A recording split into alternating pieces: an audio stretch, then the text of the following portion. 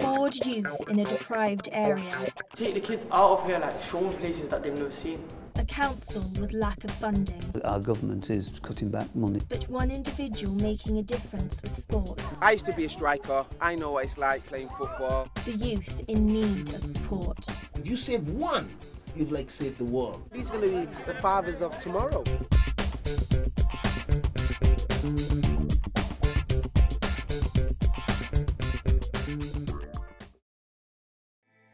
Moss Side is a neighbourhood located southwest of the city centre of Manchester. For the last 40 years, it has been most well known for its violent gang subculture. The area became notorious during the 1970s due to social deprivation. This encouraged young people to take to the streets and vie for control of their neighbourhood. Since the late 1990s, the community and the council have tried to support and protect the youth. Moss Side needs things like investment. It needs good housing, because if people are moving out of some of the poorer housing, as they do a little bit better, hopefully, in the world of work. Tony Lloyd is the Greater Manchester Police and Crime Commissioner. For the last 30 years, he has been working with the authorities and communities to provide a safer environment for the youth in areas like Moss Side. One of the things we've still got to recognise is that the opportunities for young people in the inner city aren't as good as they should be. That's in terms of work. We know that we've still got significant levels of worklessness, of unemployment. You know, this area here is quite deprived, and there's maybe not a lot of opportunities as would be found in maybe other areas. I think it's because of our postcode why we don't get jobs. That's how I look on it. But at the same time as well, you know, people's mentality has to change as well. What do they offer young people in a community like this? And we've got to say to young people, look, there are things for you to do.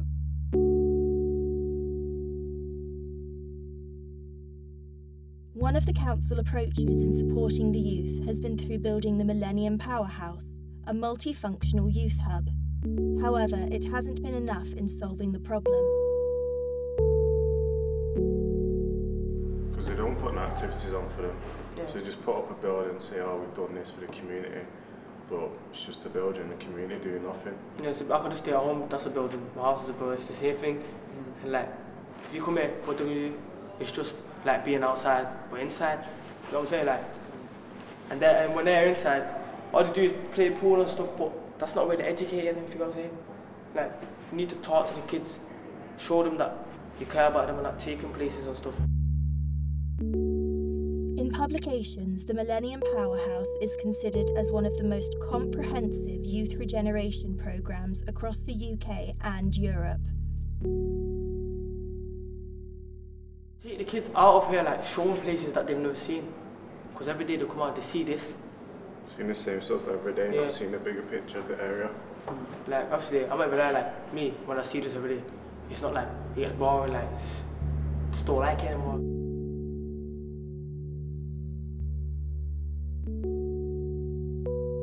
As always, council community facilities require continuous resources.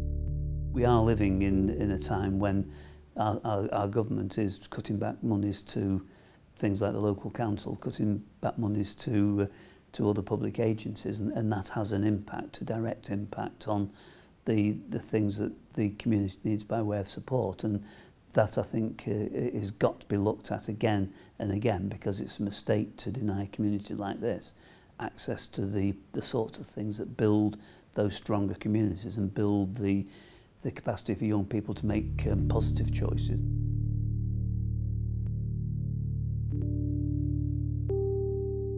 This made individuals realise not only the importance of council facilities, but that more community involvement was needed.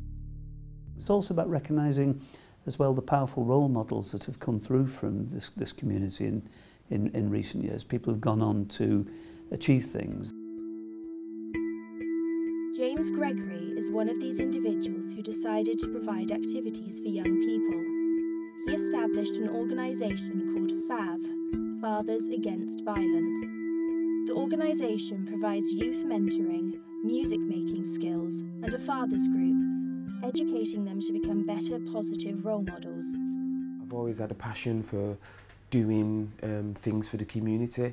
It's just my son accelerated much more that I could do and really push myself. 2009, Fathers Against Violence was set up in memory of my son, Giuseppe Gregory, who was murdered in a gun attack on May the 11th, 2009. So we kind of wanted to kind of set up something in his memory, and as a father, I wanted to take a stand against violence. That's what the projects came out of. And I've just been building it and building it, even when no one's around. I've just kept going and kept going. One of the most recognised streams of engagement that FAV provides the youth is through their football team.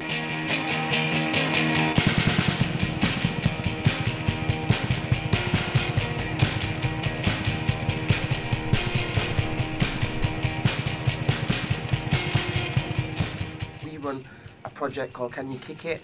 Football's really a big thing to just children in general. It's just a great feeling when you can educate through sport. I used to be a striker. I know what it's like playing football. I got an eye for a goal, and sport's a thing which can show leadership, confidence, and just playing in a group. Right now, if Can You Kick It was on, I could just be going outside playing, like messing about or something. But this project made me play football, meet more friends. Picking the team off commitment. So lads, when you come here, it's not about showing me who's the best on the ball and you can do this and you can do that. They play as part of the team just as they are part of the community. All the events we go to in the community, the same lads are there. Most of the time I used to just play on the streets, but when I heard this local football's coming up, so I came to join, and he was a good man. It's also something for us to do in our spare time, so we're not really bored or we're not really getting into trouble. James recognises that the future of the community depends on its youth. These are going to be young men, these are going to be the fathers of tomorrow. You know, as I'm getting older, you know, hopefully these guys are going to be looking after granddad in the future, you know what I'm saying? I just want to feel like, you know, we're contributing to, not much, but I just think that drop we're creating here, you know, it's just I'm feeling the ripples.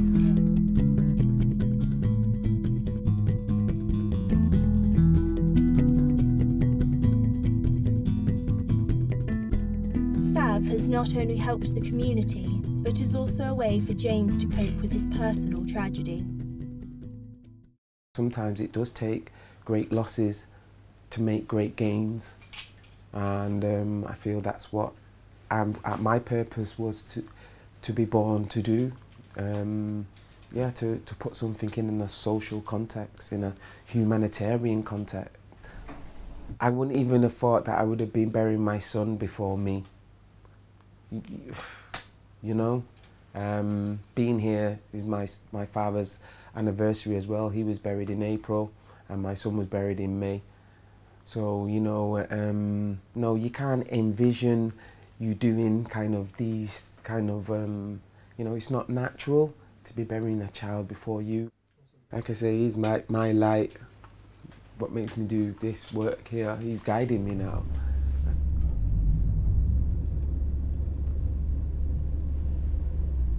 I think that's why I've not been such an angry person, even losing my son, because bitterness just eats. It's like people say, you know, that's why I say to my daughter when she goes, oh, I hate that. I go, never say hate, because you wasn't born for that.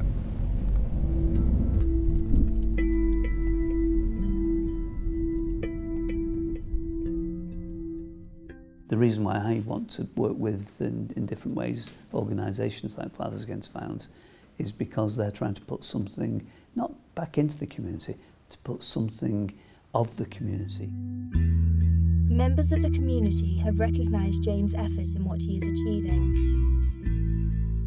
Yes, lost a son, sad situation, but how many can you save? And if you save one, because you lost one, if you save one, you've saved the world. It's quite unique, you know, with regards to kind of what James is doing, and I have no kind of qualms, and there's no doubt that it's kind of going to get far, you know what I mean, and because it's very, very very much is a pioneering project and what a lot of people around here are looking for. It's not the community versus the council, it's the community and the public agencies travelling in the same direction and trying to share the same aspiration. Sometimes, if you want a bulldozer to knock down a big wall, you're not going to do that with a community group pushing the shoulders against it. You need the councils to come in and pay for the bulldozer. If you want, though, young people to be playing on the piece of ground that has been made available by pulling that wall down, you're probably better asking Fathers Against Violence than the leader of the council. There are signs that Moss Side and its surrounding communities are moving forward. Maybe better cooperation between the council and the community could help achieve better results. Everybody has to do their part in it, so yeah, the council is doing their part, and same like the people that live in the community, we're all doing our bit. Good things happening, we want to do good ourselves, so we want to study at the best places in the best areas to become a better person, basically. So it's a case of kind of bringing people in and seeing how we can kind of work together and work with, these problems and seeing how we can get the best out of these young people. Since Giuseppe's death, there hasn't been another gang-related incident in Manchester, and I think that's testament to James and the work he does and what FAV are doing to try and end gang violence. We're Fathers Against Violence, and we're just trying to make our diamonds shine through, because the diamonds out there, all we're trying to do is polishing them up. That is it.